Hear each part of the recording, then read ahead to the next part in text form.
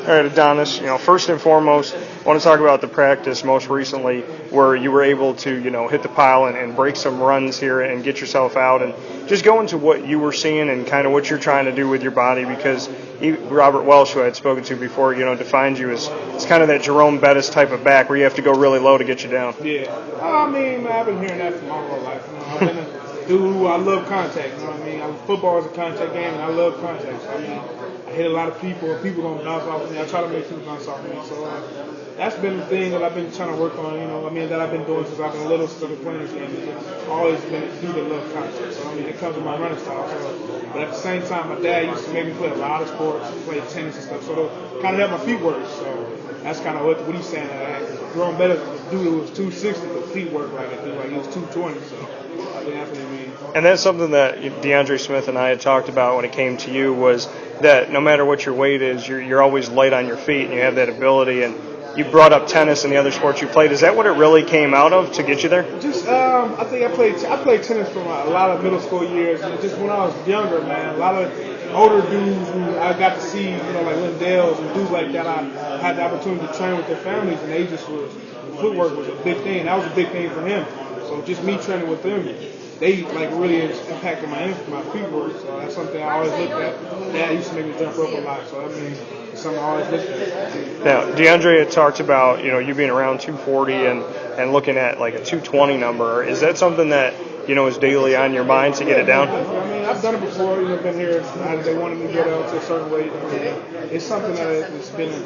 My weight has been going up and down, but I mean, I'm going to get it down to 220. It's something I've done before since I've been here, so that's something that they want, and that's what I'm going to give it to them. Whatever the coaches want, whatever I can help the team win, that's what I'm trying to do. When you look at last season, and you obviously you had a decreased amount of playing time, but this time around, DeAndre's talking about really getting you involved and wanting you to be a part in this. No matter how deep the running core is, to get you to be a part of that. What does it mean to you that you kind of had that dip, and now they have that expectation of getting you back out there? Well, at the same time, the last year's coach was trying to do a thing where they wanted me and Jerome on the field at the same time to play fullback. It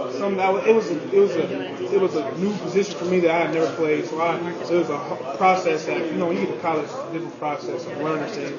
By the time it started clicking for me, Clay Cleveland, he was the impeccable fullback that he was from the year prior, before they came here. It started showing, And when it started clicking for me, it was around a little bit too late. Even our back at the running back was too deep, and I was already still listening to the fullback. It's kind of hard.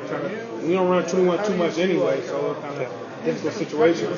So, as far as where you stand now, is it more along going back to that running back position and staying away from fullback? I think so. I think it's more like running back and running back. The ones what they want the weight down. I want my weight down. So, it's around a long look back. And when you see Prince and obviously George got reps last season, Devontae as well, what have you tried to take from them to really help you to grow? Oh man, I'm a teacher. I love this game, so I'm a student of this game no matter who I'm around. I mean, I come from a place where there's a lot of dudes behind in my backfield, like my baby boys. Most of us went Division I. So I mean, I've been around people. I like to try to see how, because they got here for a reason too. So I want to see what they can do and try to imply that into my repertoire. When you look back at the tank package that you were a part of, is that something that, talk about up-tempo, speeding up the offense, is that still something that you think could be a part of it as fast as the offense wants to go, that they could still have you out there as a tank? Honestly, I don't know. The tank package was a big thing for our goal line. It was something since we was in that, I think at that time with the coaches, we had just jumped into the, we're going to go fast. But at the same time, we didn't know when we still had to be power. We playing D1 football. But at the same time, you have to have some power. They realized that. So, I think it could be something to incorporate. And what have you taken away from what you've done so far in spring practice? I mean, how would you really define yourself right now? Honestly, I feel like I just want to keep trying to build and trying to show the coaches I can get the team winning. That's all I want, is just for this team to win. And honestly, with me, it's the line's been blocking well, led by Crudo. I mean, they've been doing a great job. I mean, especially with dudes hurting, dudes filling in, they've been doing a real well job. So, I mean, that's where most of my success came from this spring. The line's been doing a really good job. And the linesman, I spoke with Mackie McPherson, and he said that, it's a thankless job and the one that people don't really focus on. But you brought up the lineman, and what's it like for you as a running back when you're in the backfield and the numbers in front of you are changing and the guys' skill sets are changing. I mean, does it really affect where you need to go and how you kind of develop on the field?